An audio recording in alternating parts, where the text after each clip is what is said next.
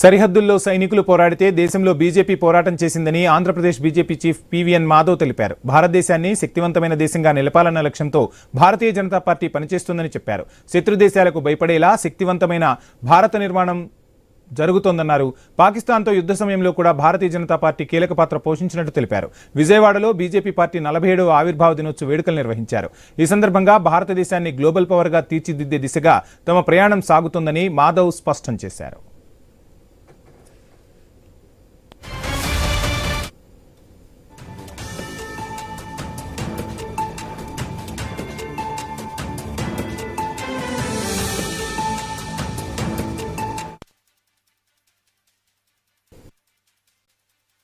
ప్రపంచంలో ఏ దేశం భారతదేశం వైపు చూస్తే వాడి యొక్క వెన్నులో భయం పుట్టేటట్టు భారతదేశం కోసం ఆలోచన చేస్తే తప్పనిసరిగా అనేక రకాల విషయాలు తెలుసుకోవడానికి భారతదేశం వైపు చూడాలి.